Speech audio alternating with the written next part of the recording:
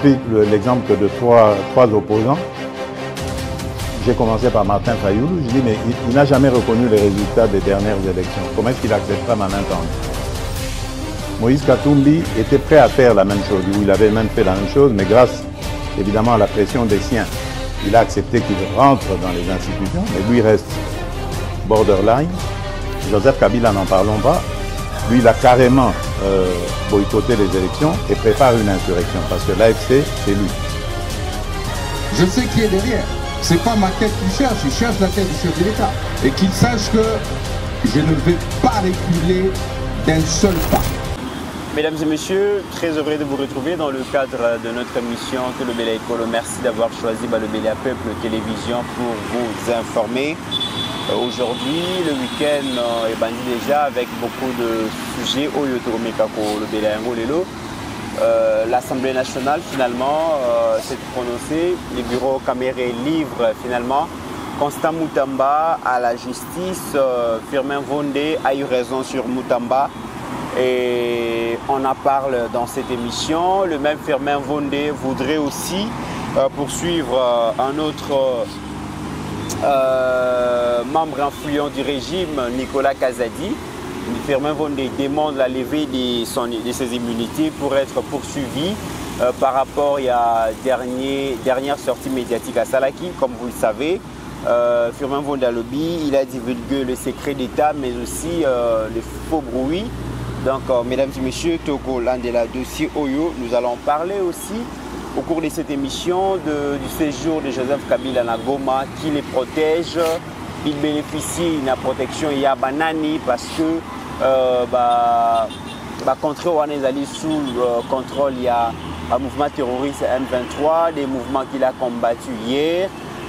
Lui qui s'est déclaré souverainiste, il s'est déclaré nationaliste, légaliste, mais comment il se sent très à l'aise dans le territoire occupé par le mouvement terroriste et quel rapport Kabila a avec Nanga, avec tous ces gens-là, mais aussi Kagame qui parrainent ces groupes terroristes. Mesdames et messieurs, on en parle dans cette émission avec Pasteur Guili et Joseph Mbenza. Merci à Ajekiala pour la réalisation de cette émission. Joseph Mbenza, bienvenue. Merci de comité René, merci de me presser l'occasion. Il y a quoi sous pas ya ba Congolais, ba Congolaises, au basa awa, tina diaspora, tolobela actualité de l'heure. Na pesi moté, il y a le coup monene na Pasteur Guili leader. Nenga ndimi sous to kabola plateau oyo, photo ya ipa inabino. En tout cas, ne commit l'actualité telle que ça s'est présentée. Et 5 gars à topé sa information et puis information en solo. Parce que les Congolais ont besoin d'informations et manipulation. Ouais. Donc, il y a un autre pays qui sont montés, place Bozali, mais il y a que plateau P, bazo ko aménager, to kendaki lobby na pourquoi dans les comités là, continuité à travaux, en tout cas travaux au Salama. Je crois qu'il ne reste que quelques détails pour que effectivement chaîne Nabino, Obino bozo pesa moi le meilleur Nabino et comme vraiment que ça là. Merci. Très bien, Pasteur Guili, bienvenue. Merci beaucoup, merci Nambenzou. Bon début de week-end, on a Congolaises et Congolais, nous sommes de partout. Kimiana Mabotana Bango, commis à 24 heures, il y a clôture, il y a mois de mai 2025. Oyo Toko Vivango Lishouté, peut-être mai 2026, 27 et ainsi va la vie. Et nous avons merci et on est toujours là. Merci aussi na bandeko union so bazo soutenir biso. Inquiétude nanga eza de comité rang. Tant que montaji téléphone na ye a komelio a lakio que Pasteur Guili contribution nanga eza autant à partir à jour boyebe nanga et kirismo bengi a komokato. Expliquez même Pasteur, il a expliqué même Joseph Mbenza, il y a un pasteur quelque part dans Tanga Komboté, il a dit des affirmations. Moi, j'ai donné les messages aux amis, aux membres de l'équipe. Aujourd'hui, peut-être le Barak, on s'est fait confiance. Sinon, on a Bimanali. Na Babilo Kabongo, Tango Sali promesse, na Yebis équipe que nous attendons quelque chose d'une telle personne. Après quelque temps, silence radio et Obimaki, est-ce que vous pensez qu'il y a un quitté? Alors ne promettez pas si vous pensez que vous n'allez pas réaliser. Obengi moto PC Pasteur Gili benganga partir à date boy. Na komi ko benga yo selon maloba oyo loba inanga. Allez, na koma sans réponse, na sala boy rien, na zong sabu mais quelque part bandeko ya biso bozungulu akofana na poto na lobango nyon sauté. Mais moi ndambo yo bomona ka biso lokwa to ba sange o to na forêt équatoriale. Mais pour que ça biso pas un minimum ya respect. Parce qu'il y a qui n'apporte na yote. Parce qu'il y a qui n'a monté ma ba congolais. Idée comme visionnaire, n'a bandi ko partageant avec les amis, toujours travailler ensemble et ba approuver yango to bimisi yango. Bande ko ba d'accord ba sungi. Mais tant oyebi ke o sungate. Non na contact boy. Benganga mukolo boy. On les même répondre que na kopia na ngate. To continuer na biso ta ko solo là, posa libre et ça nango péchete que o banda ko kata kanga moyebi ke otikanga na position mo boy benganga. Avant yango na tikala obenga yote. On allait na numéro na yote. Na yebi payote na zo maîtriser payote. Oye faire nga non to kutana yo place boye to sala non avion place boye mais yambanga lobake onde na kanisa ki yango te. To battre la terre pour tout boni, l'équiboni, ndekoboni. Et repère quand même moins valeur na bomoto na biso batu au lait que votre tarabiso le la président de la République a Ebisaki Macron que bino likolo biso nase non nous sommes tous des humains. Voilà. Donc merci de committerons nous sommes batela dangana tombela mbotama elamu na ya Brigitte Kabamba place à Hollande biso. Quel du bonheur, on est toujours ensemble, grande sœur propre, et Majili, Kabea, Yaya Nangaton. Donc, il y a Brigitte Mbotama Elamou, de la Paraflo. Et voilà donc Lobo Kwanzambe, et où mêle encore davantage l'Ikolo Yabo Moinayo. Dans le aussi, Natombela Mbotama Elamou, ma grande sœur Adèle Mouyembi. Depuis plus 49, place à Hollande Abisso. Et Nzambe, Abomba, on est toujours ensemble des comités Malobé Panayo. Très bien. Alors, Joseph Mbenza, to bandina likamboya. To bandina na réaction au Italie Makamboya. Joseph Kabila na Goma. Les Loboé, les images de Goma et Bandi Kobima. Joseph Kabila mène des consultations. Question à Liboso et que Kabila, depuis 18 ans à pouvoir, il s'est définissé comme nationaliste, souverainiste, loyaliste, gardien. Il y a respect, il y a la loi, il y a la République, notamment la Constitution et tout. Kabila, aujourd'hui, se retrouve à Goma. Na ferme Menaye, Morizan à 10 km, il y a presque une porte à Goma. La ville, 10 km la ville à Goma. Il mène des consultations. La grande question est que Kabila est protégé par qui? Parce que l'armée nationale, qui était censée protéger un ancien président de la République, ils ont contrôlé zone Wanate. La police nationale, qui était censée contrôler l'ancien président de la République, ils en ont contré Wanate. Kabila nous a dit qu'il était le premier à qualifier les mouvements terroristes, les mouvements M23, des terroristes. Kabila dit avoir vaincu même ces mouvements terroristes-là. Curieusement, Kabila se trouve dans un milieu qui est protégé, contrôlé, administré par ces mêmes mouvements terroristes parrainés par Kagame. Quelle relation aujourd'hui Kabila tisse avec M23, avec AFC, mais aussi Paul Kagame? Non, on est commis. Na pali au tokomi pasteur Gili, tokomi na pali mususu. Faut to même ba Congolais ba comprendre que tokomi na pali il y a AFDEL numéro 2. Vous comprenez commis? Batu balanda émission to sala boke bina pasteur Gili ba kabola yango ba panza. Na ba Congolais bazali awa, ba Congolais pe bazali diaspora, moi mayele mokenza mba pesi biso. Nazo même ma réflexion moko, je crois que même Nzambe likolo na ba ange. Oh, bah, pesi maïlo na oloba maramba solo. tokomi na niveau ya reconfiguration ya AFDEL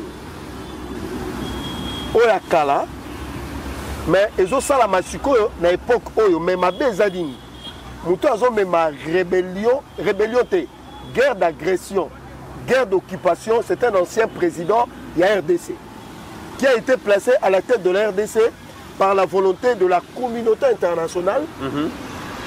Et on nous a pris un Rwandais que Kagame avait décidé que c'est lui qui va diriger des troupes, qui va diriger le pays. Le vieux Alain Atundu, ce n'est pas n'importe qui. Le vieux Alain Atundu azalaki na sillage ya sécurité parce que Guilherme Roye bango batakalo bando benga snip. Yende mutu alobi que Hippolyte Kanambe ou akomaki Joseph Kabila azali membre ya Front Patriotique Rwandais dirigé par Paul Kagame et James Kabarebe. Moïno Nzangi auti kolobango parce que aza natif ya babeni Butembo muta Sud Kivu ya Nord Kivu. Alobi le commandant suprême il a armé pendant 18 ans, il s'appelait Joseph Kabila, en même temps commandant suprême il y a M23. Et que dans leur tête actuellement l'objectif est Zami Balé, occuper les deux Kivu et occuper le Katanga. Ba Congolais ba yoka bien. Donc to comme une phase moko boye oyo babuzobo batu bazolo ba na ba télévision à opposition ba déclaration inutile, ce n'est plus le moment parce que et comme une moment photos à la aux côtés des vrais Congolais. En premier le président Félix Tshisekedi. Mais comme l'aventurier tout Rwandais actuellement excusez pendant quelques temps gouverneur il y a Nord Kivu gouverneur à Nord Kivu te azali gouverneur ya Goma alobi boye tozana esengo ya koyamba ndeko na biso tutsi boka bien bino bakatange to na bino bakatange c'est de manière générale parce que comme il moment tout la vérité même si ça va faire mal mais c'est pour sauver la nation. Alors maintenant de toutes si nous avons un représentant on va permettre bisoto à la République démocratique du Congo. Mais c'est la même personne qu'on nous a présenté comme Congolais Katangé. Aujourd'hui, autour de lui, ses frères tous sont autour de lui pour la raison Yamabélé. Nabandeli, pour la raison Yamabélé. Maintenant, posons-nous des questions en tant que des vrais Congolais de souche. Qui ont fait de ces messieurs Katangé? Et les vrais tous, ils se réclament que Nekonabango a vu Makamouame Nagoma. Très bien. Avant évoluer, Pasteur Guy n'a mon déjà côté na katia ya réflexion na bi ke Makambe Bima. Mais Joseph Mbenza, en tout cas nazaki bien té ta na bande émission, il meurt ezalaki bien té. Mais au révolté ngalisus. Lorsque vous nous citez quelqu'un comme Alain Atoun, lorsque nous écoutons quelqu'un comme Thierry Moussenepo, lorsque nous écoutons quelqu'un comme Julien Paluku, pour ne citer que ceux-là, est-ce que ces acteurs politiques aujourd'hui, Joseph Mbenza, avec toutes les sériosités du monde, on a vraiment les lobos. Loba lelo.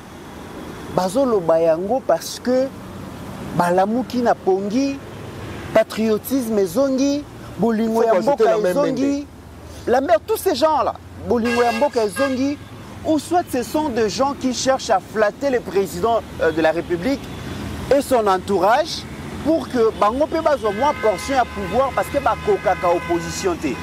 Je parlais avec une dame à Goma. Abina boti bana nangai presque baza 4. Mais mes enfants n'ont connu que depuis babotama désastre, connaître donc atrocité, mais lorsque nazoyo kake bato yo baedaki Kabila soit à pouvoir naé. Bato baliaki mesa mona Kabila, bato yo batikala jamais koza courage. Ya koloba na Kabila bankamunyo so mabe salami. Kuyoka bato wana lelo balobake Kabila c'est un étranger, Kabila a mal gouverné le pays, Kabila ça la bouée. Doit-on croire à ces gens-là? Des comites, je dis oui et non à la fois. Je vais m'expliquer. Le président Félix Yemoko Aloba na Monokonaï. Alobi, ma prière est que le méchant ne périsse pas et que les méchants se convertissent. Nakati ya mabe ba Congolais ba salaki. Parce que le loco est hier pendant 18 ans. Non, 18 ans, c'est pendant 21 ans. Comme en 96, AFDEL, si en 2019, en tant que Congolais, il faut assumer et ça qui bêtise. Parce qu'en tant que peuple, nous avons accepté d'être assujettis, de dominer, de konzabiso. Donc Étienne Tshisekedi a dit qu'on levait Mongongo. Il était toujours écrasé. De commit. Nous avons une explication, nous avons une réponse pour apaiser maman. Pour lui dire que bateau peut nous soucier à ma baie, ma bonne limité ma solo. Le vœu Benoît Luamba, président constitutionnel, c'est lui qui est à la base, il y a des bacs la Kabila, Tilelo. Il était dans le système. Il a travaillé dans le système. A commis au moment de sa vie à l'Obinga, na Rokufa, na poids ya Congo ma bête salité. A l'Obi Pongala se faire pardonner. A l'Obi si mon Konzamboka, je préfère démissionner du Misanga Libandamboka. Et Mingo Imukena, Toloba Angona pasteur Gili Awa, a commis livre l'erreur d'un parcours politique, la page 365. A l'Obi, je regrette parce que j'ai participé à la trahison Mboko. On a fait des Rwandais Congolais à cause d'un casier de Tembo. Donc, à ça, les livres de comites et où maintenant Mikole Belete. Donc, il faut que les Congolais se réconcilier à Katanga. Yé Babomaye à côté de Samabele. Yango na lobby. Bino, bande qu'on a biso besoin d'espace à Katanga. Les Mende, les Ngobila. Tous ces gens-là, ils se sont convertis vraiment. Le lot est éventré boa. Moni bateau nyon sont basés dans l'espace Grand Katanga. On va accepter que un tout Rwandais a Katanga leur frère Nzambe a jugé Bino. Na chef coutumier ba Sombaka Bango. Na général Sikatenda qui a fabriqué une histoire pour dire que c'est mon neveu. Il y a une vidéo, pasteur Guilherme Baron, une femme vous décrit que Erdegonde de Jeannette n'est pas congolaise. Mais qui nous ont brandi que Hippolyte Kanambe et Katangé, ce sont nos frères Katangé de l'espace là, au bazar, l'icône n'a vu petit peuple était. Dans le but, tous ces grands responsables, certains leaders. Et puis je cite ici, Baba Tchungu. Lui aussi, il avait accepté d'entrer dans le jeu. Mais à la fin de sa vie, il s'est converti à Bomaï et empoisonné. Mukungubi n'a net tombé la Mungongo. Pouf, exil. On se comprend des comites. Tous les leaders de l'espace Katanga, Christian Mwando, tous ces gens-là, ils ont péché contre la République et Nzamba ko jugé Batou. On m'a dit, Mabele, ils ont sacré pour Nzambe. Makambo tozo le banda pasteur Gili lelo. Je crois que Batebele ba le bangote na moya lelo et puis Batebele peut avoir la capacité à le bangote. Na kangi parenthèse en tozo na reconversion ya. Reconversion à Afdel, continuez idée non. En fait reconstitution et Afdel. Reconstitution j'allais dire voilà. C'est-à-dire Batutsi Kagame na bounaye boka oye koki ko bimakaka awa. Kagame ne va plus faire la guerre directe avec Félix. Kagame a dit si Kabila, tu te mets à la tête pour revendiquer maintenant l'identité, il y a Batutsi, Bazo Mabele, c'est toi qui es chargé. Mais ça Batutsi Mabele parce que tu es Tutsi. Parce que Kagame est dévoilé finalement par le système Fachi. Ouais. Parce que Mikolo Tolobe est le système. Ouais. Le système Fachi composé de Thérèse Kaikwamba, Judith Timinois et tous ces gens, ils ont réussi à montrer à la face du monde que finalement c'est Kagame qui sont dans ces Kagame qui est derrière tout ça. Alors dans les processus entre guillemets de la congolisation du mouvement terroriste, voilà, congolisation du mouvement terroriste M23 AFC, il faudra maintenant que les leaders politiques puissent assumer. Babimisi Siko Kabila, je dis au président de la République de préparer l'armée parce que la vraie guerre va commencer. Na lobby yango. Omoni bakot au signé na Kagame. Kagame a olobanga la bimisi ba troupe. Mais c'est Hippolyte Kanambe qui sera maintenant le commandant des troupes qui vont nous faire la vraie guerre de manière ouverte. Bokangelo na oloba lelo. Kagame avait compris abimisi ne passé dila lo banganga batama ya kotisa qui na jeu pour jouer rôle wana maintenant il y a qu'on mener ba troupe et puis Hippolyte a kosala yango, il ne s'en cache plus. Et Kabila a protégé, na zongi les questions. Kabila na goma a protégé par Manang. Non, mais commit. Na lobi bien ba Tutsi. Il est au milieu de Tutsi rwandais. Pour na bango dans leur tête, le Nord Kivu, le Massif, il leur appartient. Parce que Taboumbe Kalobaki, Kabila lobi a zongi na partie orientale parce que c'est là où il se sent à l'aise, il se sent chez lui, il se sent en sécurité. Non, il se sent en sécurité. Alors que les gens qui sont censés protéger la population vont créer insécurité, désolation, mais Kabila se sent en sécurité. Taboumbe c'était un papa avec des cheveux blancs, avec des antivaleurs. Il a été destitué parce qu'il est un bon en Afrique du Sud. Kabila se sent en sécurité parce que c'est l'armée mono-ethnique tout rwandais. Bangonde bazo ba armée d'occupation baza place wana. On se comprend. Yango nazoko avertit le président de la République. Après la signature du 15, la guerre deviendra encore plus grande, plus forte, plus violente. Parce que Kabila, Hippolyte, c'est lui-même qui va commander maintenant les opérations souterraines. Et je vous dis, ils ne lâcheront pas sans une défaite militaire. Très bien. Pasteur Gili, Kabila et à Goma, a mené consultation, mais la grande question, il est protégé par qui? Lui, l'ancien président, lui qui était censé être protégé par l'armée loyaliste, la police nationale, lui qui a qualifié pendant plusieurs années M23 mouvement terroriste, il a combattu même ces mouvements et il a affirmé l'avoir vaincu. Mais les Loboé, ironie du sort, Kabila se retrouve à Goma, Goma assiégé par ces mêmes mouvements qu'il a combattus. Osez expliquer où est le pasteur Gili. Le comité merci au Limbi Salelo on a passé outre par rapport à propos à Benzoul, Denga Lobi pour Naba Moindo Zangi, ancien. Non, moi je ne suis pas d'accord na démarche wana à propos à Julien Paluku, Moindo Zangi, Lambert Mende, Bobila, Nenge ba lobby pour na Kabila lelo, Nenge ba lobby pour na Tshisekedi lobby. Je ne suis pas d'accord avec eux. Des politiciens, flatteurs, na lobby na yo, les renards. Na lobby na yo, excusez-moi, Benzoul habito kende tout droit au but. Voilà. Aujourd'hui, Martin Kaboulou,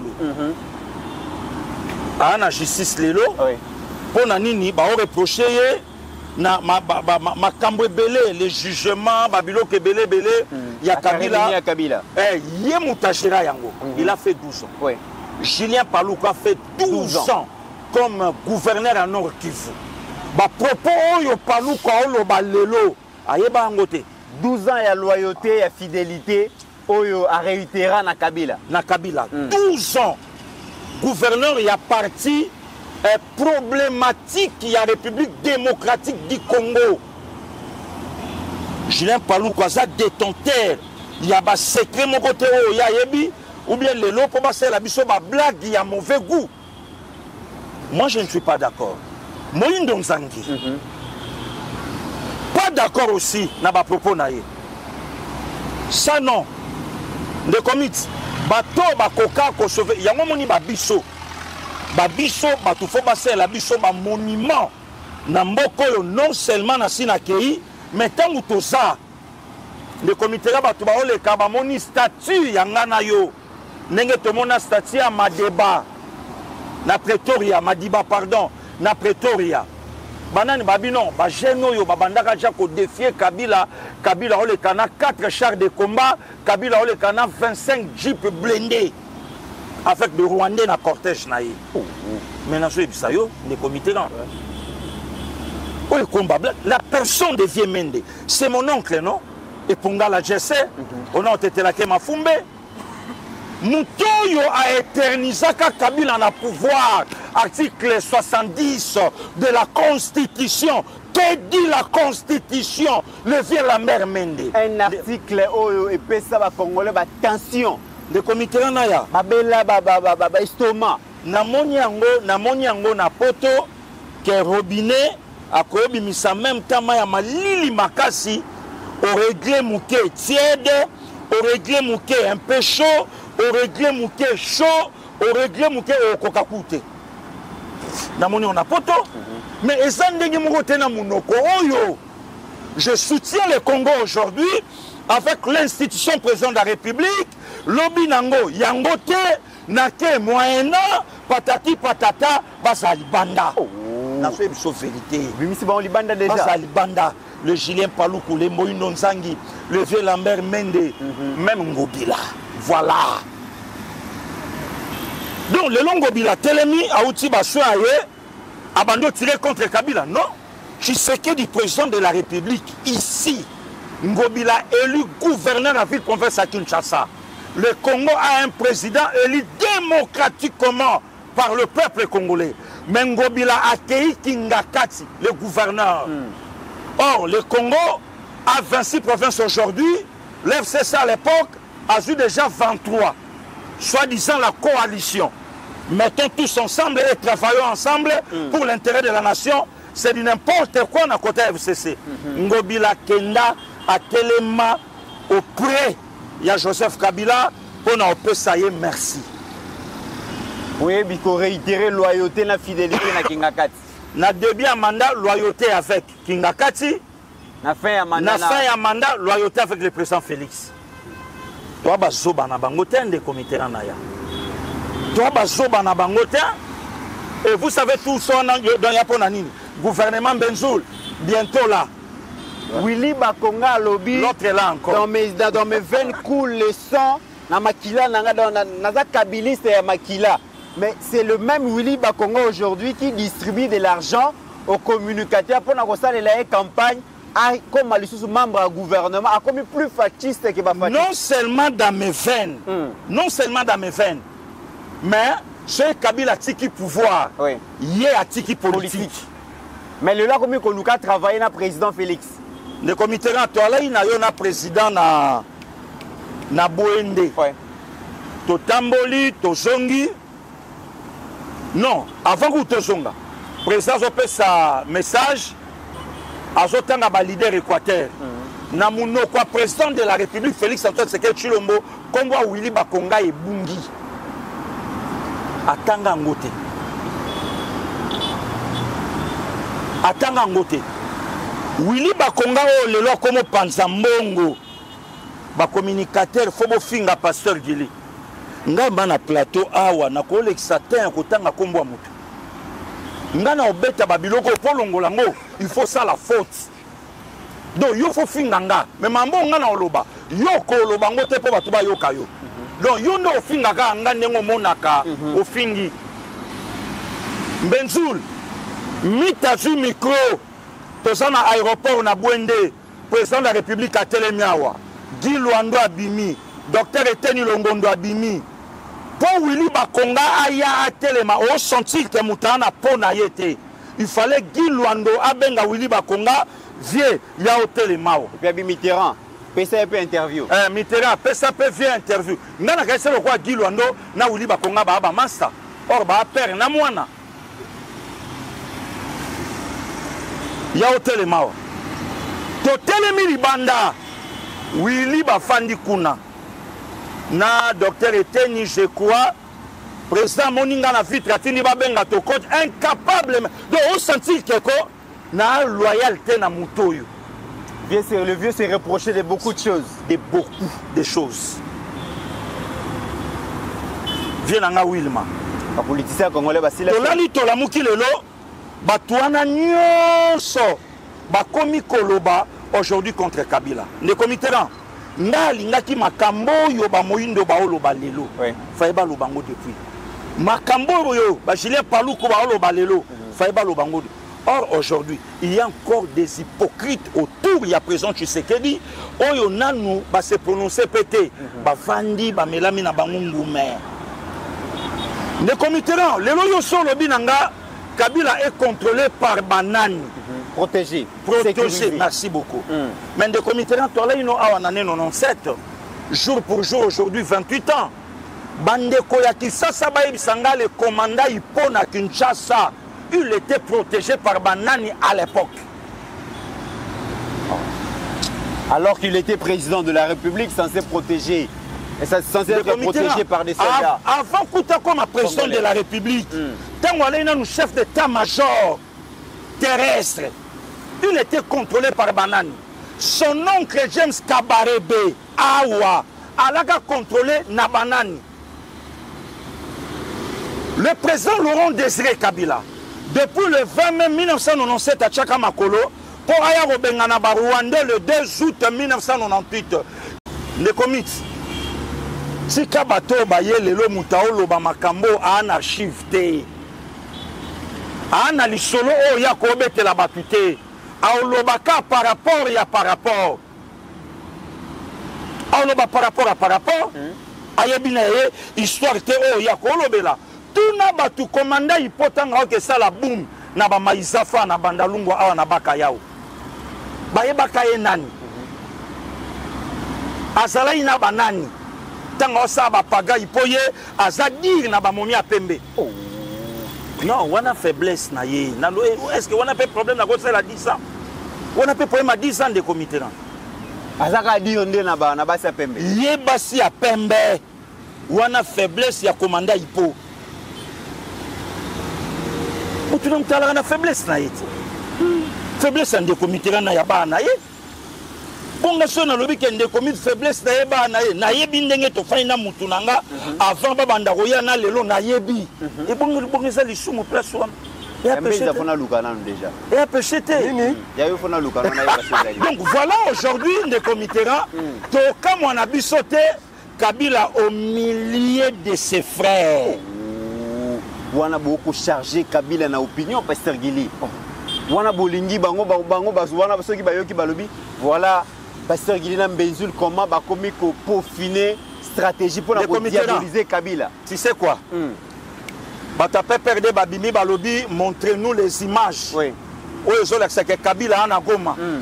Vous parlez, sans de preuves, sans des images. Et là, comme côté, Kabila vivait déjà. Image a déjà. Voilà. Avant cela, sa femme, Maman Olive, Aouto Sakuna, Akenosani, préparer le terrain, Babilo Konyoso. Donc, le long des comités, Kabila a un plan diabolique au Yakomina. Donc, côté la plan, on a Pasteur Gili. Merci. Dans la plan, on va discuter. Joseph Mbenza, c'est vrai, Ozan a raison lorsque par moment tu dis que il y a des gens qui étaient censés se reconvertir, bazonga patriote, parce que le président de la République, en mettant en place l'Union sacrée, il avait fait appel à tous les Congolais. C'est bien bon, Pasteur donc, Joseph Mbenza. Ces gens-là sont revenus à la raison. Ils sont revenus à la maison. Aujourd'hui, on a prêté mon nom lobby va se reconvertir. Bazongi ba patriote. Tout beau idée. Mais Joseph Mbenza, ce gens-là, c'est facile de tirer sur l'ancien patron à Bango et Kola Kisake, Bazongi Nandaku. Enfant prodige, Bazongi Nandaku. Mais les dégâts qu'ils ont causés ensemble avec Kabila, voilà. Ces dégâts, peut-être nous manquerons des mots devant l'histoire pour les énumérer, pour les évoquer. Nous manquerons même des mots, donc des mots pour consoler nos frères et sœurs. On va vivre dans la partie Est. Ils sont privés de leur terre. Ils sont privés de tout. La famille déchirée. Aujourd'hui, ils ne savent pas s'ils sont des hommes ou une autre espèce. Bayebité. Kabila, qui est moko comme Rwandais Tolobi. Mais Kabila s'est servi de tous ces gens qui nous font des beaux discours aujourd'hui. Pour Kolobake, Bazana Fachi, mais Kabila Ndoki. C'est eux qui ont donné leur intelligence, des stratégies, des moyens, tout pour que Kabila soit ce qu'il a été pendant 18 ans. Et ces gens-là, Lélo, Deux questions, Mbalamoko. Tout ça, la nini, pona, bilan, na bango, passif, nous porterons devant l'histoire durant toute notre vie. Il y a Liboso Yamwana. Yami Balé Joseph Mbenza. Comment expliquer que pendant des années, UDPS et certains Congolais criaient haut et fort que Kabila za Moupaya, Kabila za étranger, Kabila za dictateur, Kabila. Et il y a des gens qui nous ont soutenus dans ces combats, entre autres Martin Fayoulou et Vivek Yasenko. Mais au moment où les Congolais se réveillent pour se confirmer que Kabila za Moupaya, Martin Fayoulou revient pour dire que nous pouvons travailler avec Kabila. Senko dit que nous pouvons collaborer avec Kabila. Vous expliquez ça comment? Je suis d'accord avec l'idée. Mais pour le président Félix, à comme à un niveau à neutraliser Kabila politiquement, il a été trahi par le membre du FCC. Au moment où il faut n'y avoir contre la carte. En fait, c'est difficile pour monter en abisso Étienne. Il était en dehors du système. Or, pour détruire le système, il faut entrer dans le système. C'est ce qu'a fait Madiba Nelson Mandela. Il a compris que pour détruire partage, il faut Zalana Mindele. Malgré que Bato a ANC, que Madiba Loba, M. Frédéric de Klerk est un homme intègre.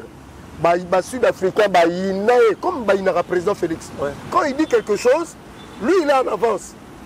Mais le jour qu'il a mis KO, Peter Bota, Frédéric de Klerk, Sud-Africain Balobi, celui-ci c'est un stratège. C'est là parce que, selon l'information passée de lui, le président de la République a s'inspiré à deux grands leaders Libanda Mboka, Gandhi, Namadiba. C'est la même approche que le président Félix a fait. Moutunet et Julien Paloukou, dans l'antique à l'encote et l'été. Mais, on dit que Moïndo Zangi, Nabandal, Batumba Ndak Bangaba Bomé pa Kabila. Alors, baga que la rébellion à l'Est, l'autorité morale c'est Kabila. Bakanga est en prison. Il y a un moment lelo, même dans l'organisation Bawazalendo, c'est Moïndo Zangi. Mais Julien Paloukou, parce qu'à l'époque, Julien Paloukou, gouverneur pendant 12 ans, je suis d'accord avec vous. Mobilité. Et on a le bim, tu n'es pas là, bateau, Nyoso, Bazalana Kabila. Donc, Balouka, parce que moi, je suis de ceux-là qui soutiennent bateau, combattant Kabila pendant qu'il a le pouvoir. Et non, bateau, il y a un cadre de union sacrée pour se cacher pour des intérêts. Non, je ne suis pas d'accord avec eux. Et ça peut être bateau, baza na quatre unions sacrées, na bango pe olobate. Dossier musumbu mamisu. Voilà. Mais entre autres parties, est Kabila est là. Motika la koyoka a été même na esikani ya musala a parlé pour na mambele kanago malelo. Et l'histoire nous apprend que qui a trahi trahira. Ah ouais. Yo ouais. Place makambe komi mabe. Yango na lobi l'histoire jugera le Congo en tant que peuple. Pourquoi on a laissé faire ça en tant que peuple? C'est la responsabilité du peuple. Pasteur Guili, les leçons bangobila, ici batuna meeting, et ça des missions des peuples. Il fallait tout le bas. Au milieu de Nigeria, les leçons comment ceux qui dirigeants là bas ils politiciens sont que bambo mabaga. Le jour congolais encore à un niveau, politiciens ben ici bango, babi baoyate. Ces gens-là vont comprendre que le peuple n'est plus avec eux. Na qu'est-ce qu'on peut répondre à la question là? Je suis d'accord avec le pasteur Guili dans minute 1. Que la plupart ont juré fidélité dans loyauté dans le président parce qu'il y a un mandat constitutionnel. Hein. Le jour qu'il ne sera pas là, ce sont les mêmes qui vont tirer. Et le président Félix ne restera qu'avec pasteur Guili, Naïna IDPS. Ça c'est un acquis. Biso Togolingae pendant un pouvoir, et puis Tolingae avant un pouvoir, pendant un pouvoir, même après le pouvoir, on continue Tolingae. Maintenant, question Touni. C'est là où se trouve maintenant la trahison qui est dans l'ADN des Congolais. En fait, Congolais aligné, Congolais té. Il y a un moment où ils bitumba Etienne Tshisekedi, il y a un moment où ils bitumba Félix Tshisekedi, pour pousser les Congolais à linga Congo na Congolais. Parce que ceux qui sont lingani, on trahit Congo té. Nous expliqué. Et ça na Clément Moussa. Parce que Guillaume bien. Non. Membre AICD. Membre AICD, à l'équipe na solo na politique à la Kissi, accord signé avec Joseph Kabila. Abi nous assumons, nous sommes avec Joseph Kabila. Mais Martin Fayou, le même Moutinho, ça Hollanda Kabila, a une sorcellerie. Mais on a si comme Benzoula, pardon à Kataote Malobese Panayo, ne komita yebi, Babiloko Bisoto Banda Koloba déjà na Tongo, que Fayulu c'est un kabiliste Yamakila. Sikoyo yebisanga, c'est une koana tomboli accord. Sikoyo tozongisela epe maloba Kabila non, ya Fayulu aloba na Fachi que lokolo lukaki close na Kabila si sango biso topia yo ba bekite. Ndeko Mbenjoul. Oyebi lelo il faut t'expliquer à bato. Ba présenter biso Martin Fayulu, un grand politicien d'ailleurs azala kutu na conférence nationale. Na oyebisa epenge. Na yebite na conférence nationale epenge alaka wapi pala ndenge nini. Pour la conférence nationale biso déjà to Hollanda to bimisa ba ville morte ba track na sosawana tozo boa kaka je ne sais pas soka alaka wapi. Atuna Fayulu akotaka conférence nationale na composante nini, na titre nini, bon bah yebisaye. Allez-y. Comment expliquer aujourd'hui? Je me l'explique et je ne trouve pas de réponse comme disait Mobutu. Mobutu a soumis ma question, Abi, je n'ai pas les réponses, mais il se pose des questions. En fait, ce qui se passe, les Congolais font des Ezaboué. Congo, Toza Natenaï. Maintenant, la multinationale, la puissance à Libanda, la Salimini, va comprendre que Félix, il a la fibre nationaliste. C'est un patriote. Mais qu'est-ce qu'il faut faire? Recruter Batou pour déstabiliser le régime pour que les pays à la décoller. À part le Rwanda, n'a pas Kabila. Recruter Martin Fayulu, recruter Senko et SCC, recruter Batou Ananios. Le même qui tirait sur Kabila. Moi, je me souviens, le cardinal Ambongo a taxé Kabila de tout le monde à Congo. Voilà. À ABC, la TV5 Félix, si tu veux travailler avec nous, c'est pas toi. Débarrasse-toi de ce monsieur. Mais c'est le même aujourd'hui qui porte le combat de Fayulu, de Kabila. Vous expliquez ça comment? Non, c'est la trahison. Au moment où, Joseph Mbenza, au moment où il y avait encore des doutes pour dire que est-ce que Kabila a vraiment Moupaya, tout le monde en Mboka, tout ça. Aujourd'hui, toutes les preuves qui sont là, Batonion, Sobalobi, Yango, et tant que Congolais mis se font mais avec certitude que Kabila Zalaki a bisoté et le Fayulu, Senko, Balamou qui balobi non, soutenant les initiatives de Kabila. A commis qu'on défendre Kabila, qu'on est quand même batapé perdu. Vous expliquez ça comment? Non, Kabila, c'est Kabila. En fait, Kabila s'est caché. Nazoé dit ça va Congolais. Ça, c'est selon mes analyses et puis c'est probant. Kabila, Moïse Katumbi, s'est constitué un capital important pour nous faire la guerre même pendant 10 ans. Voilà. Bon, maintenant la guerre, la vraie guerre va commencer maintenant. Toute cette classe politique, elle est pourrie. Nalobi, mon classe politique, moi l'analyste africain, Alobi, la difficulté du président Félix, c'est la classe politique. Parce que n'a pas idée à Zanango. Mais il se trouve devant une classe politique. La majorité n'a Moko. Il a des traîtres qui collaborent avec l'ennemi et il a des ennemis qui le combattent.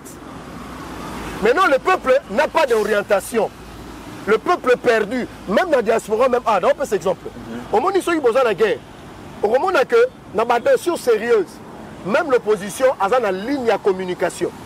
Mais quand la bateau n'est pas tiré du colon à moi, dans Mboka. Mais Fayulu ne dit mot sur Kabila, il dit mot sur Kagame. Très bien. Donc c'est pour dire, même Genève, c'est un complot. Aujourd'hui, je regrette la mort de Mosengwa et je me demande, banani ba conseiller quelqu'un de célébrer son anniversaire, ou ba kol anniversaire ba Rwandais ba gâté. Et vous t'as quitté la clergé l'église catholique pour pas livrer. On doit commencer à se poser des questions.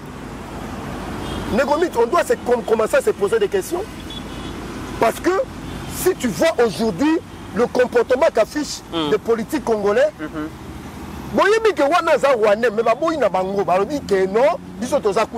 très bien. Pasteur, vous expliquez ça comment opposition, il le pèse dans l'opposition, le Kabila Rwandais, Kabila Bomimboga, Kabila Boé, Kabila Boé. Précision 10 secondes. Il dépêche Kabila Rwandais. Le premier à dire que Kabila c'était Rwandais, c'est moi dans Zamboko. C'est pas nous. Très bien. Donc, certains leaders. Alors, Pasteur Guili, tant qu'on va Congolais, mis ce Fungwami, tant qu'on va Bemba et les autres, tout le monde, le président de la République, babimisi en fait démasquer Kabila, de comprendre qui est Kabila. Mbala moko to moni batu lokola Fayulu. Donc Fayulu bazo naviguer à contre-courant na peuple. Fayulu lelo pardon. Au moins lelo sotolo bela mamba Congo hein. Batu lokola ba Fayulu fo cha bango libanda. Azaye mon côté ba Franck Diongo bazali. Ba Franck Diongo bazali. D'abord Fayulu so monier.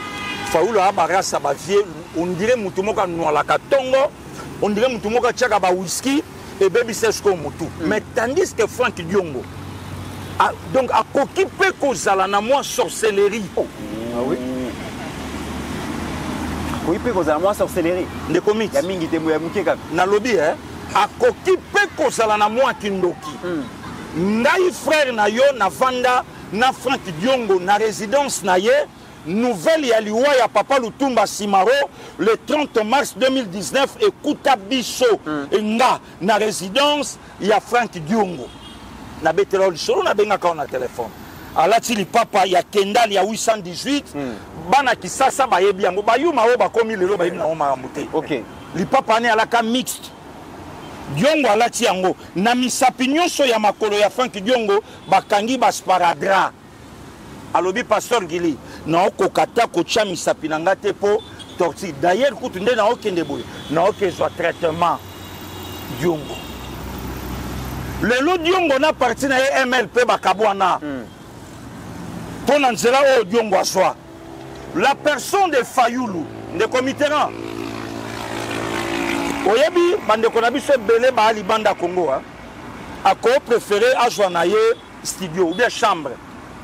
Toalagi no place monde comment bete la solution sola lobby na komi poto sikana sombi canapé na moi canapé na butuli pour ce qui ko soit palete pour yebi kaza ye moko place à ça na bunda na bongisa place na outi de même avec ba Fayulu le comité là ce mutalukia ye ba pasteur Gili akota kingabwa au mona famille papa na ngai ezawa baleli papa na nga na kingabwa. Ce moutana posa oyeba pasteur Gili akende ngiringiri atuna donc okotaka banda otuna na ipaki donc nabimi na famille ayole la te atuna ka place pour ma nda ola ta masque ingende 4e parcelle ekende pasteur Gili akoliona place so balela mama nanga tuna ya Fayulu eza place nini na les 24 communes ya ville province à Kinshasa même la province eza même na ba province à RD Congo même na ba commune à Kin famille a Fayulu eza wapi mais surtout bimino sikon de comiteran to commune a yoka na ngoto au mona d'ailleurs to kenda na yo na masina burkumesa masina neva chef de l'état mama boti ya zawana mama Martha cadette na famille na bango na sima deuxième porte ya Saint-Pidi Sangiringiri parcelle mama Martha koli na bande kone kilelo batonga 4 niveaux te zaka wana. Il n'y a pas longtemps, na chef de l'État, na matanga ya famille na butu to ala inewana. Il a fallu les avoir. Famille a fallu les avoir. C'est pas pour rien moi le long de comités même dans la société. Ba komi po ba zo na musala, il faut battre la expérience au yo travailler et ce que ça marié. Kalela ina zo musala pour na bala. Mais pourquoi? Ba ebi ke ba copia célibataire boulotte par rapport à marié. Marié à Tamboula. Aoya, les condés kota sukango na futa palais, a futa la petite chic. Mais célibataire moutane sengreton. Ah, mboula na pe madina na pe na chargité. Ndenge mo repelelo na ba Martin Fayulu. Continuez ce qu'on a question. Très bien. Question ngezali pasteur Gili Batuana. Ozo expliquer ngondenge nini ba Fayulu, ba Sesanga, ba Diongo, les loboye tout le monde a vraiment que bango ba lobby, ba ça prêt pour na retravailler na Kabila. Alors qu'ils l'ont combattu hier. Ozo expliquer ngondenge pasteur Gili. La versatilité ya mwana poleda oya ya balia na sani. Yango yokaka mama Oliva Loba. Yala inango bisote. Abi mutalia na sanya mubali nanga. Oya lia na sanya mubali nanga ite atombola musapi. Ne commit. Lelo Tshisekedi tribal azolukaka bande kone ba kasayen ba luba ba travailler. Mais muto yo azwa nomination Sahel Kapartina Salama a kasayen te na mboko. C'est Martin Fayulu. il y a qu'à tout travailler. Mouto y a sa nomination, ça passait par Tina Salama na RTNC. Bah Congolais n'y ont pas monique, bah Obenga Martin Faoul va travailler. Faoul a bien oyate, ma bo connaît ton di makila. Bongo nzoto ya mouto o yake yamba e anani. Soki ya Fachi Loboko, bongo nzoto ya mouto o yake yamba. Tu sais quoi des comités? Bah fomenter le comme ba lobby, tala ba kepe sango na vieux Mbeki. So moni président Mbeki ba bengana ye na ANC ba bengana ye na Bokonzi. So tali position vieux wana. Ba rasa bato yo moi plan. Noir. Ah bon? Ouais. Un président tribal autour na ye ka bande kone baluba ndache bango wana patati patata.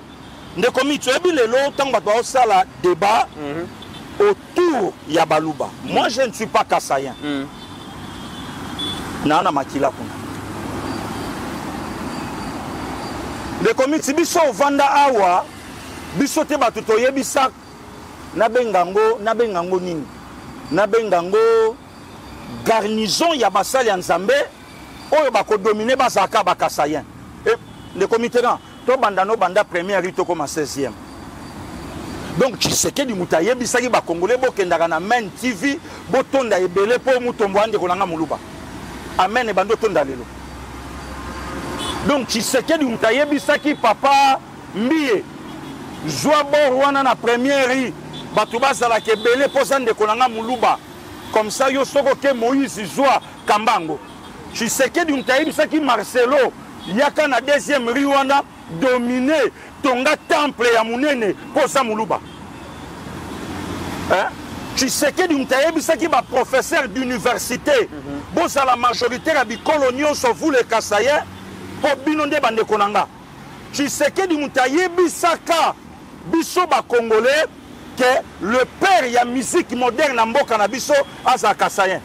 Tu sais que du mtaloba que le grand boxeur ya kobanda Zaïre tilelo kobanda na vie Belchika ozu ba petit nanga ba Junior Makabu ozu na ba kole baye bazaka baluba donc Tshisekedi Tshisekedi mtayebi sakanda ye mutumbula bima meilleur buteur ya histoire tilelo koleka ba Debayor koleka ba Nonda Eto koleka ba Samuel Eto koleka ba Raba Majer koleka ba Patrick Mboma koleka ba Youssouf Fofana koleka ba Touana tout kolekana sud-africain oyo sud-africain oyo nani petso numéro 9 oyo atchaka biso debi na kana 98 oyo gagné yawa donc Tshisekedi mutayebisaka nda ye mutumbula yo kufa na yo me bakodominaka yo te ti po wande kolanga moluba Tshisekedi mutayebisaka Grand Calais yaka na musique moderne po sande konanga Kassayen Tshisekedi mutayebisaka mutombodi kembe dominer na NBA ikuna poza ndeko nanga Kassayen ekolo mususu et dominer yote. Donc Tshisekedi mutayebisaka fait nanga Salvatore de la Patria que yozala souverain non et ça particularité de comité là oyo eye la bango siko tribalisme et ça wapi na kati wana toloba. OK. Donc des comités là batulo kwa ba fayulu ba sesanga. Et ça problème te bana ena Tshisekedi. Et ça problème que ce que Tshisekedi a longwete bino bozong sambongo na nga. Très bien. Nde loko sen quoi nde comité na ya. Nde loko sen quoi bundaka nango ti lelo. Sen quoi monique akozongi sali konda oyo balia te. Yango moni sen quoi zo sala ba démarche tout. Tala. Nde comité. Elle moko peso na calculer bien ko. Ambongo a raté pape ka pour Kassayen te.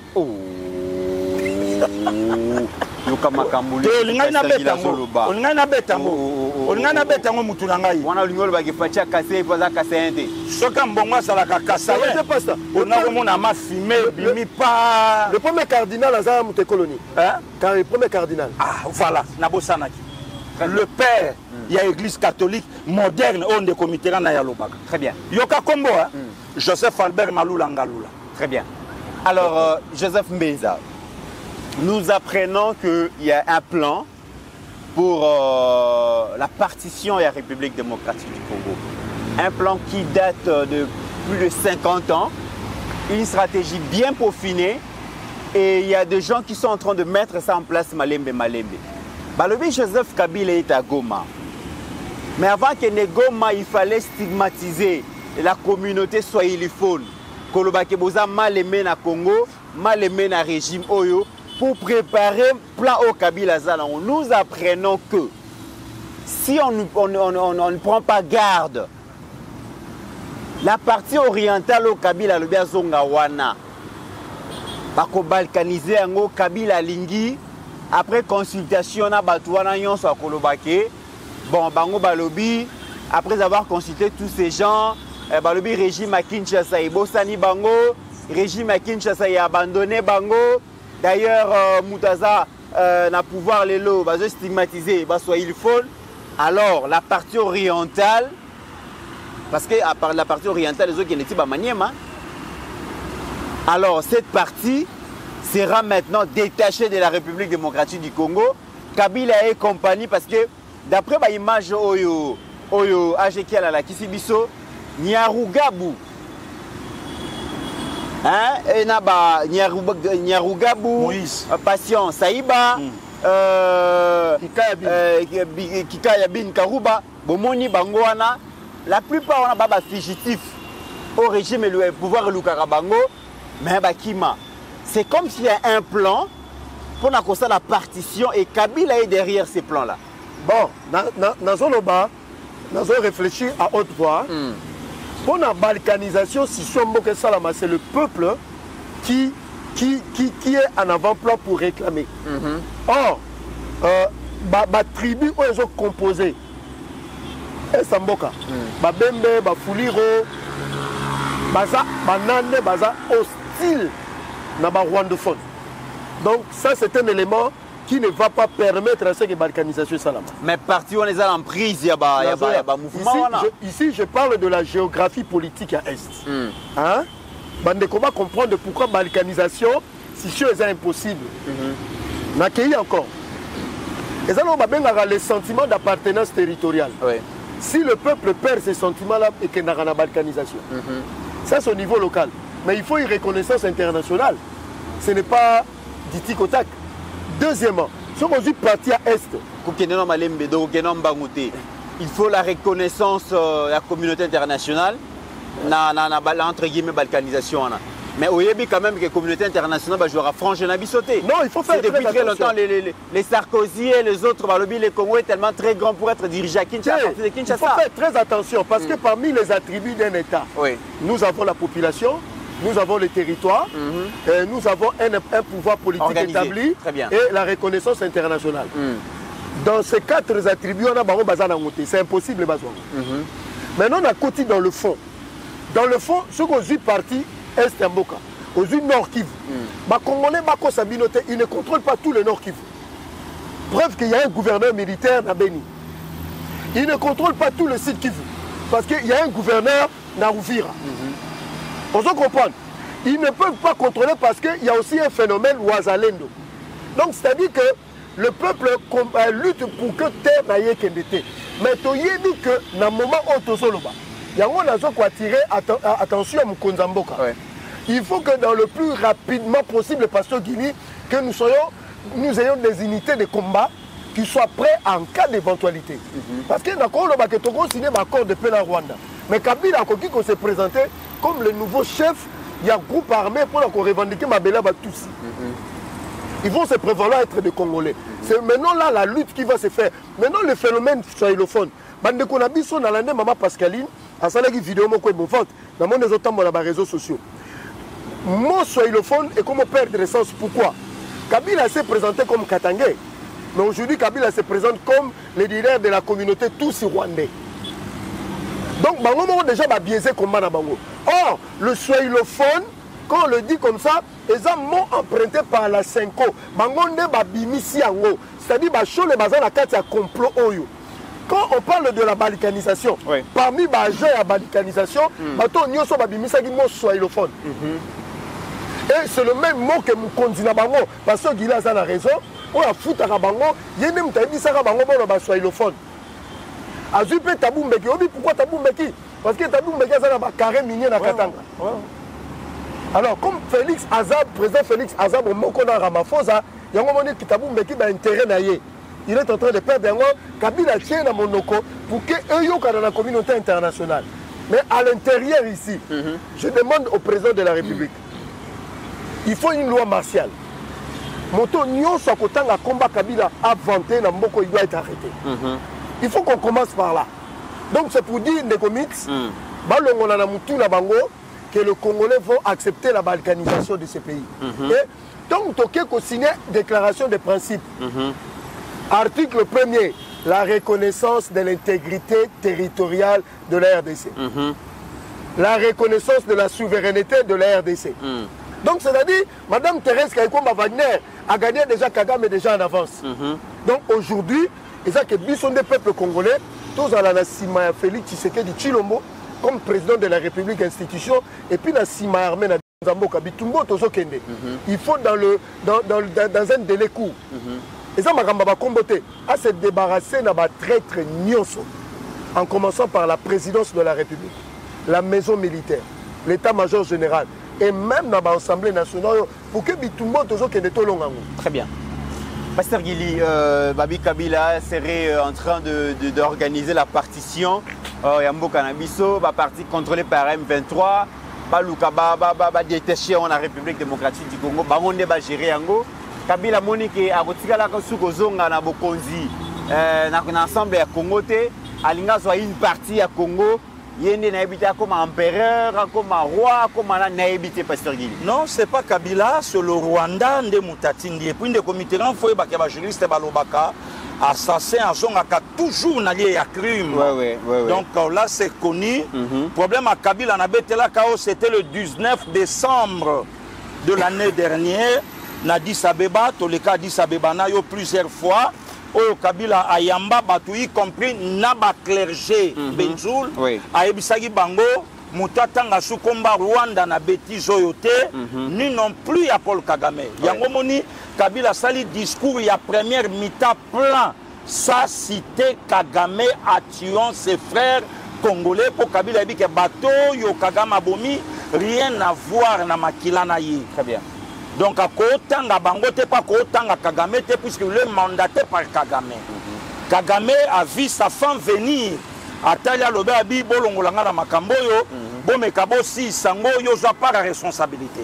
Là maintenant je suis d'accord avec mon frère, le Congo va maintenant signer les accords avec le Rwanda, mais Tokoya encore n'a pas propos c'est quoi ça nango. Dialogue entre nous les Congolais. Pour quelle finalité? Et Kabila Lobaki Ango déjà dans la première sortie médiatique, Kabila Lobaki guerre Oyo Izali Kaka donc cause dans Izali Kaka crise sécuritaire cause dans Izali multiforme attaque gouvernement est signé bon accord na M23 ba signé accord na Rwanda. Mais il faudrait que les acteurs politiques se mettent autour d'une table. Le comité Fongolo, révélation moko. Oui. Kabila a zongi na mabele ya Congo. Oyo ya traisa. Mabela Congo et omela Kabila awa. Na lakio. Na na vidéo lelo il y a 6 ans passés. On se rappelé nango le comité na salango libanda siège tout mince comme ça. Oui. Naloba ke Kabila yaka maboko pamba a obimaka pe Congo maboko pamba. Dans cette terre de humains, le comité to connaîtra ba gang comme ba Indira Gandhi. Ba l'Irakien le plus fort Saddam Hussein. Toyeba batulokwa ba Che Guevara. Toyoka batulokwa ba Fidel Castro. Toyoka batulokwa ba Maréchal Mobutu Sese Seko Kukungundu Azabanga. Toyoka batulokwa ba Nicolas Ceausescu, Toyoka batulokwa ba Jonas Savimbi, Toyoka batulokwa ba Idi Amin Dada na Mboko, Toyoka non na Mokili, Toyoka batulokwa ba Yadema. Ils sont partis. Kabila yesiko na fin comme Seigneur a okendesco Jérusalem. Satan ebi kazo kende faire sa fin.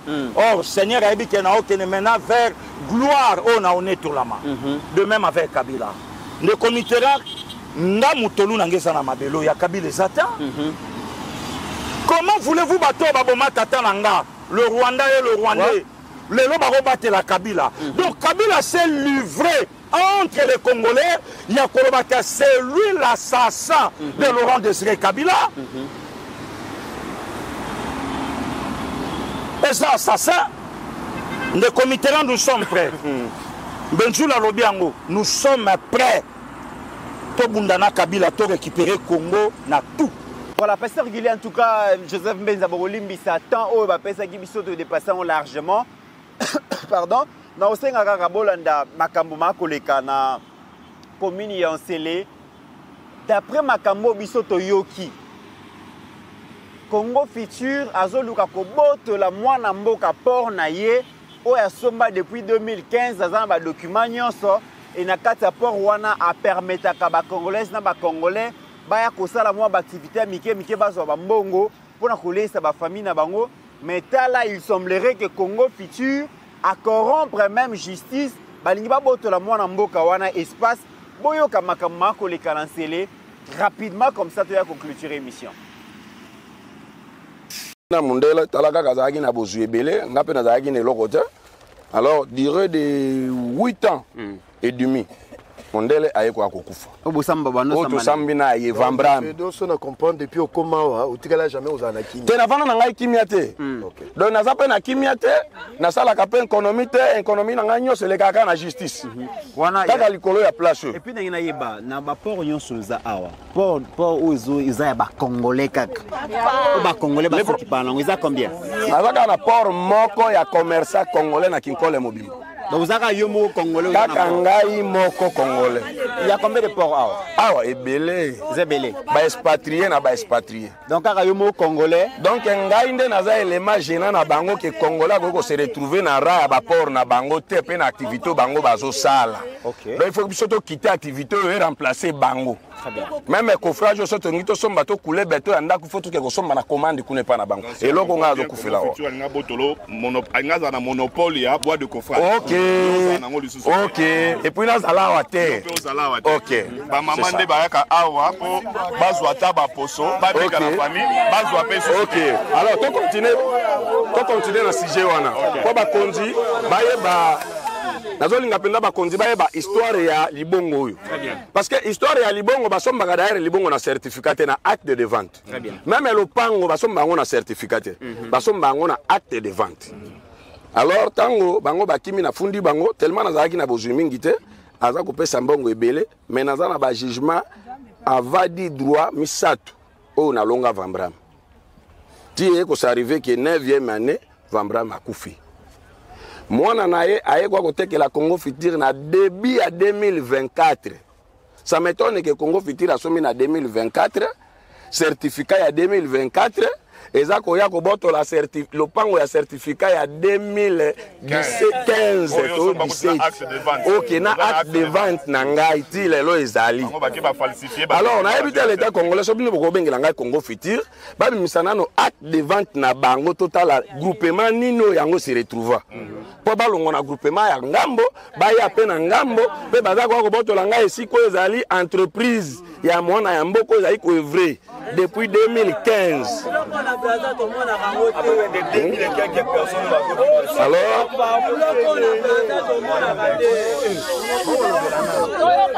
et puis pour votre information, les alités Congo Futur motozaï koboto langa libongo. Congo Futur azaï koboto langa libongo à travers bande konangai ba Congolais nzamba pesa bango maela kozala ba juge pe ba président ya ba tribunal na ya ba cour d'appel. On sambaki na cour d'appel ouais. To sambi na cour d'appel ya Matete. OK. Congo Futur, pensez-vous que cour kiti awa et sambisi dossier et pe singa 99% ya raison. OK. Mais à un moment donné Congo Futur a débloqué mbongo $150,000 à Pessi cour a 99% ya raison nanga à Pessi Congo Futur. Basombi jugement. Basombi jugement. Maintenant ce que boyo bisangai ngai motu ya 10 000, 20 000, 30 000 topé 5 000 na kolonga Congo Futur mukolo nini na lingi na yeba monsieur Edo na lingi na yeba batu ba congolais na ba congolais oyo ba bika kana port na yo awa okosa na nombre na bango te awa plus ou moins plus ou moins muke na bango naza na population naza ko evrer na bango plus ou moins 3000 à 3000 et quelques. Dans 3000 personnes, ça veut dire oui.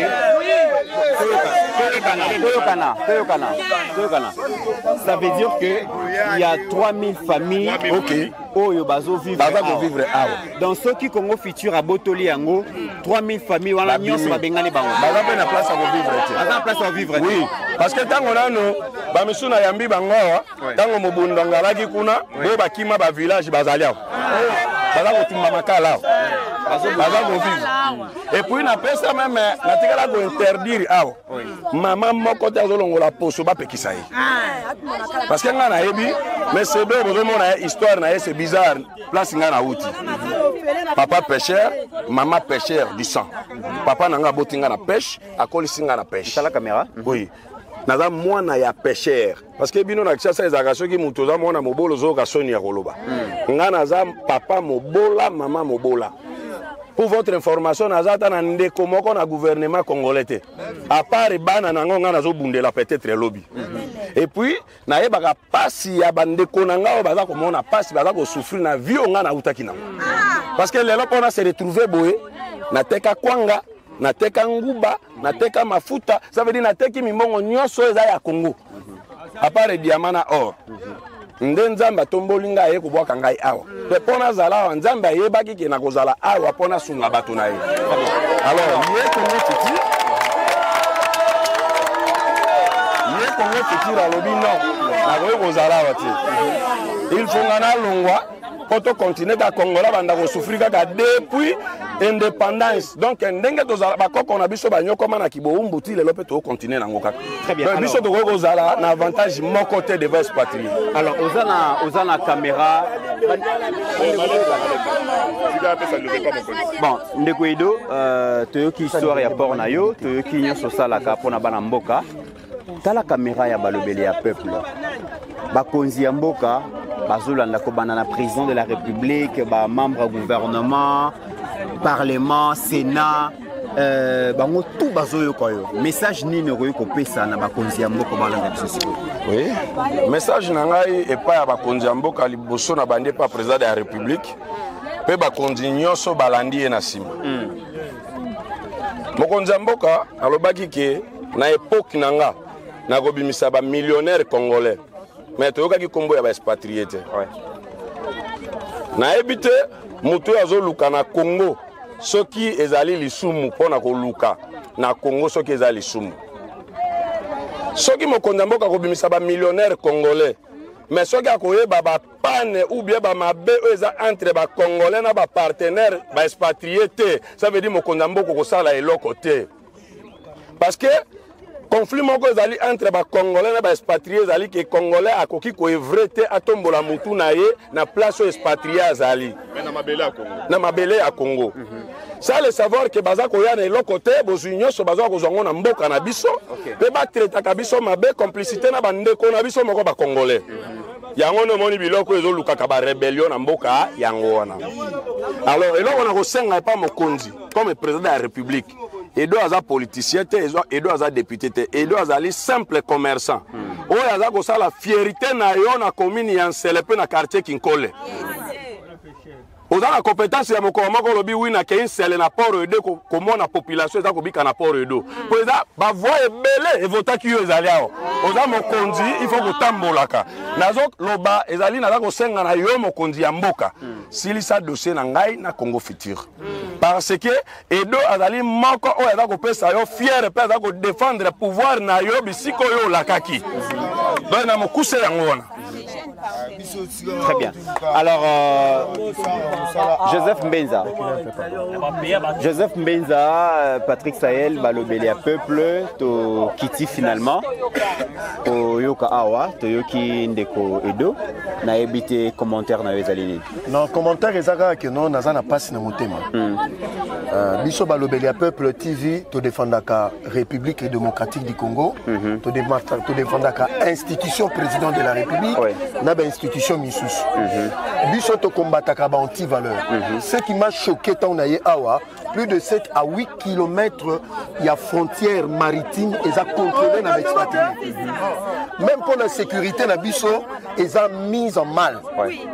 Vu le contexte sécuritaire tout ça on a kati ya mboka oyo que ba étranger bazala na 7 à 8 km na fleuve ya Congo, c'est inacceptable. Deuxième chose que je ne peux pas m'expliquer, comment un Congolais qui a raison, mais yon ne konanga Congolais pose un premier juge, ce qu'on a procureur, au ça y est tort, na oyaza nango na raison. Yango biso tozui engagement, ya komema dossier au tina suka. Très bien. Et puis toujours il s'appelle bateau baza si ma dossier boy la biso pe mbongo te tokozwaté. Donc c'est pour dire toujours interpellé.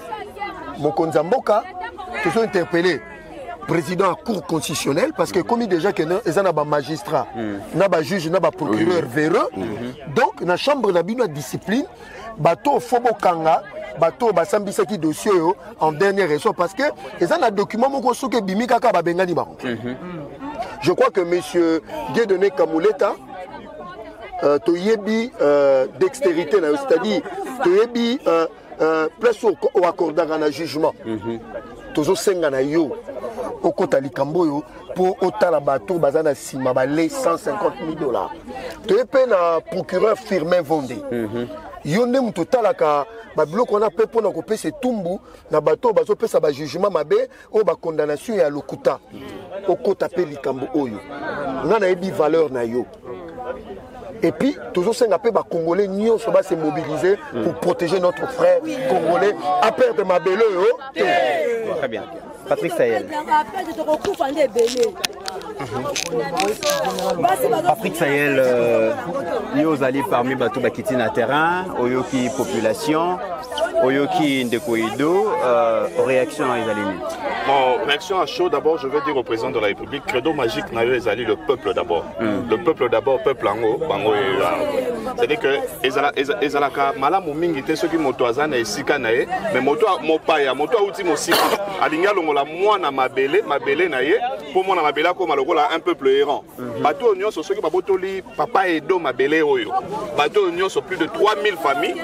Ceux qui ont compté dans le Bote la Ranakisasa, nous avons au moins 12 000 personnes comme en chômage. 12 000 personnes na balabala. Alors, très cher monsieur Firmin Vondé, sa papa Nabiso Vondé, il est dans la cour de cassation, procureur pour la cour de cassation, la procureur Kamuleta, il est dans la cour constitutionnelle. Dossier à justice, Binonde Bosimbiango. Bateau, la Congo Tolinga Kosambela Tolobara, la justice élève une nation. Ce qui justice et salami mabe, Mboka Nabiso et Kotambola paix, Malamouté. Papa Edo Azana 3 jugements avant de dire droit. C'est-à-dire que PCI a raison. Na Basambi, na Bato Congo futur, Bamoni que Moutouazan a raison, mais c'est que le jugement final depuis 2015. Si le Togo 2025, 10 ans, ils ont raté. Mais bizarrement, Congo futur a payé $150,000 na Bato Bazan à cour d'appel et à Matete. D'après l'explication de Papa Edo. Si le jugement, il y a Soukawa et PC Mabele, na Egozo, na Badouana, ils ont raté. Pire que ça, balobi basi basali mokanda po baya ko bengana ye c'est-à-dire que tant bazo ya ko bengana ye ba ko bengana ka yete ba ko bengana peuple nyonso yo ba ko to la makolo mabele na bango po bango baza na mbongo tozali susu na mboka tozali susu na mokilité oyo mbongo kaka nde faut gagner mokili ya fachi alobi état de droit c'est-à-dire que moto aza na raison nde il faut ça nini alonga mbongo eza malamu mais mbongo epesa ka mutu raison te papa Edo asomi mabelo depuis 2015 bopesa yema botika kotungisa ye na mabele na ye président de la République vous devez taper la main sur la table bopesa papa Edo benga bato ko benga oza magistrat suprême yebisa papa Kamuleta a punir ba juge ya mabe o bazolinga ko sambwisa gouvernement na yo et sambwisa régime na balo bakeno régime ya fachiza régime ya soko za na mbongo olongi alors que yo lo baki bongo te mwana koto to tamboli ba yebisi biso Congolais kaka moko libongo kaka moko ya Congolais ya papa Edo oh nyonso eza pembeni ya bapaya sikoyo kaka moko ezalaka ya Congolais te balingi babotola po koto nyonso ezala bapaya oh biso toza na contexte moko mabe mbenza lobi soki siko bapaya o tosi toyebi ke Congo futur a travaillaka na bato nyonso mabe basalaka baguerre na moto soki siko bango baye na bato mabe awa na frontière bakoti tolobi tozalaki na mobondo alors papa président Eriangoyo beta loboko na mesa population oyo esepela bayebake bazalaka mpe na papa. Voilà.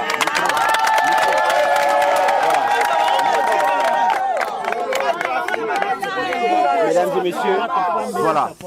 Alors, mesdames et messieurs, Boyoki, Monsieur Edo, Boyoki Joseph Mbenza, Boyoki Patrick Sayel, Boyoki Pe Bande Kondenga Balobi, Bino Nyonso Bozali na République démocratique du Congo, Bino Bat Bozali Banda, O Bozuli Bakuya Kolanda information Oyo, Kolanda Makambu Oyo, Tosengelo Moko Biso Balobeli à Peuple Télévision.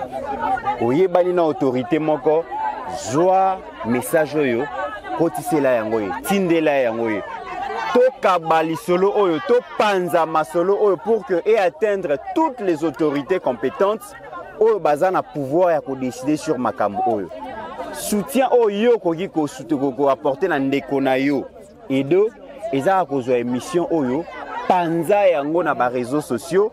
Kabola yango na Facebook, na WhatsApp, na TikTok, na X, on va Twitter.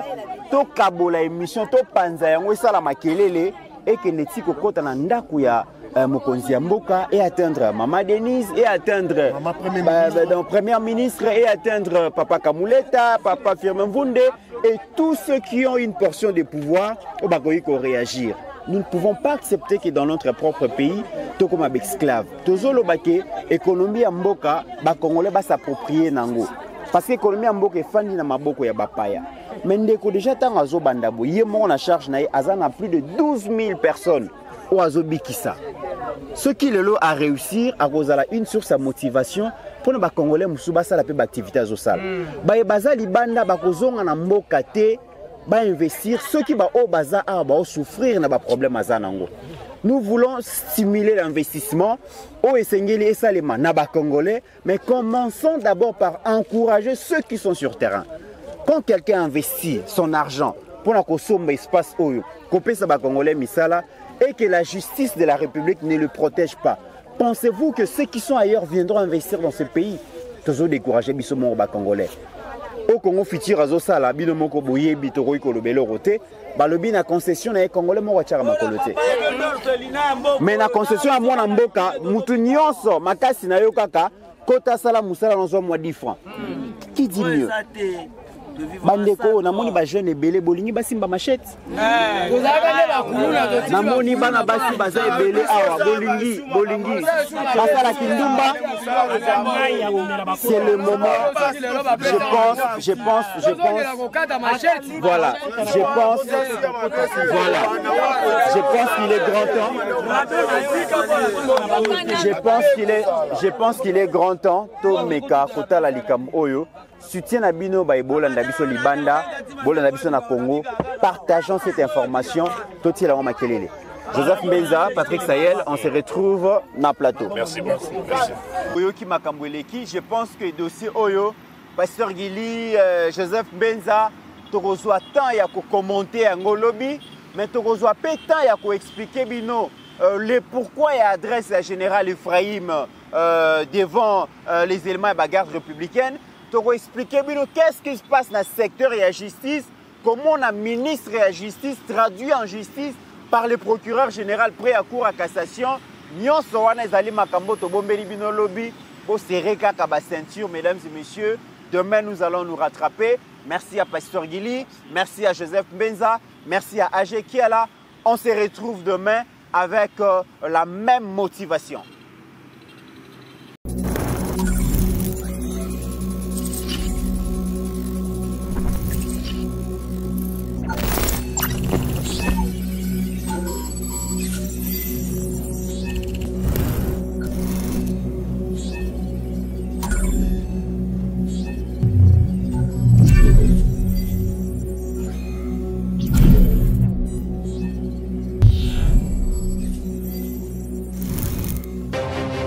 J'ai pris l'exemple de trois opposants.